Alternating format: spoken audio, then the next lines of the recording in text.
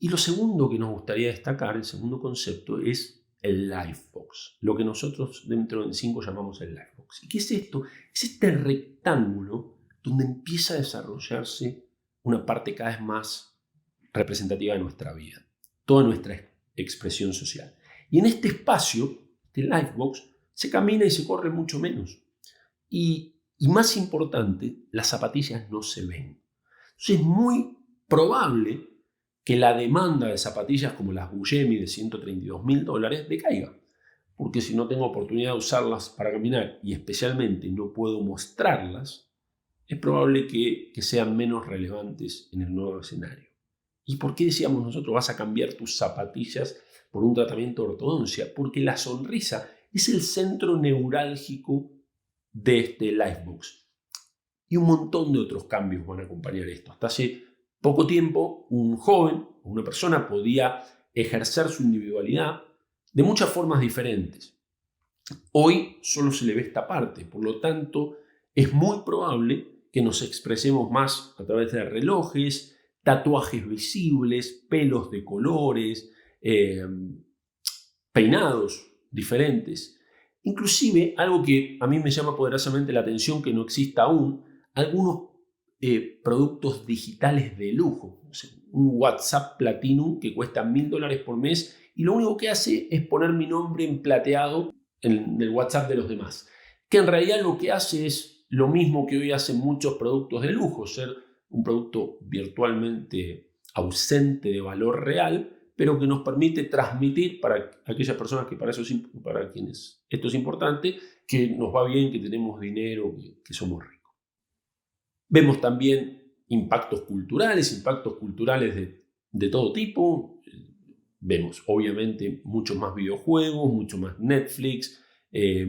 Vemos en literatura, probablemente literatura distópica, literatura nihilista, en series donde los médicos son los héroes, los médicos son los héroes de ahora, muy probablemente en pintura, impresionismo y realismo, y cuando salgamos, autocine. Si ahora analizamos lo que es el agente de gobiernos, instituciones y sus dimensiones en la ley y política, empezamos a ver una redefinición muy importante del servicio público. En este momento, la mitad de los niños latinoamericanos no tienen acceso a Internet en su casa. Por lo tanto, este ejercicio de educarnos en forma remota, lo único que está haciendo es piramidando las diferencias sociales preexistentes. Un grupo de personas con acceso a comunicaciones urbanas en general siendo educadas y un montón de chicos postergados al ocio sin poder evolucionar. Por lo tanto, de la misma forma que en mayor medida los gobiernos, inclusive de Latinoamérica, han conseguido proveer de agua potable a sus países en forma muy extendida, es probable que se enfoquen también en proveer Internet. Otro factor muy importante que vemos acá es la expansión cuantitativa.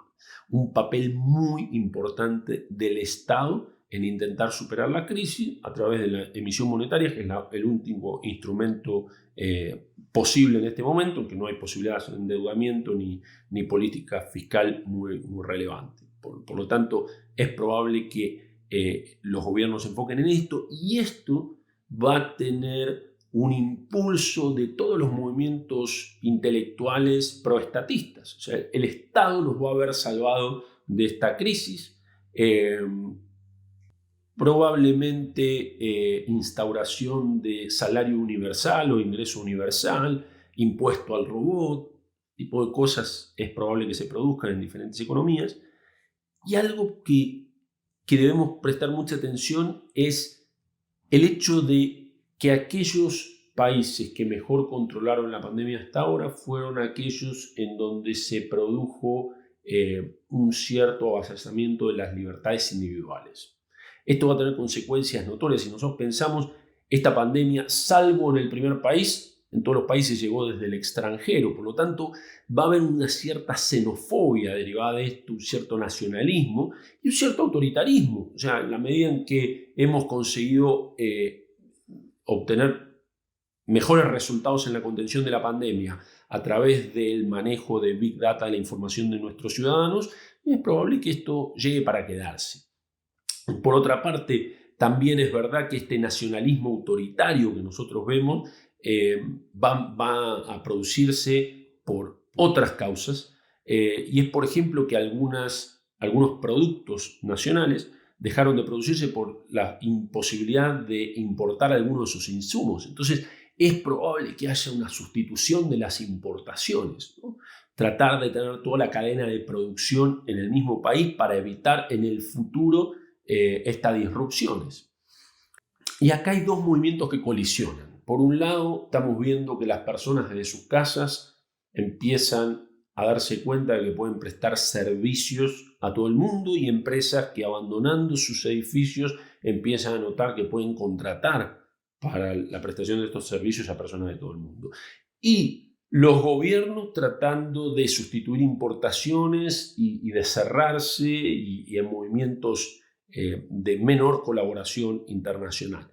Y creemos que esta va a ser una escisión del modelo productivo de los países, donde los productos, los bienes tangibles van a ser cada vez más nacionales y los servicios o intangibles van a ser cada vez más internacionales.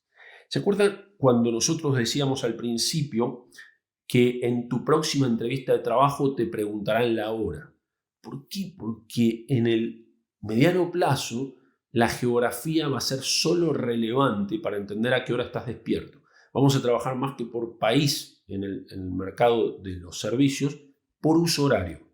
Pero de todas maneras, las dos consecuencias más importantes en términos económicos, político-económicos, que va a tener esta pandemia son un altísimo nivel de desempleo y una crisis sin precedente.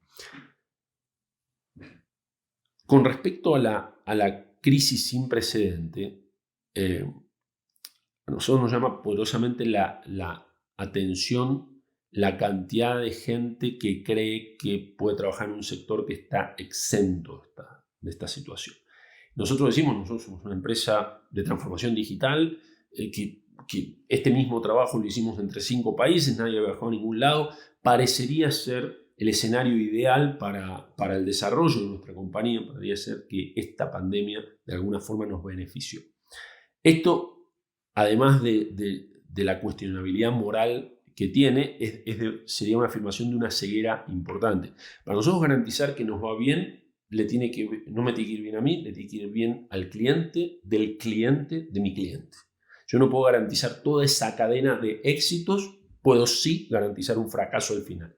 Entonces la crisis, creemos que es una crisis que ha llegado para quedarse y que va a tener un impacto muy significativo en el Producto Bruto del mundo por los próximos 2 años.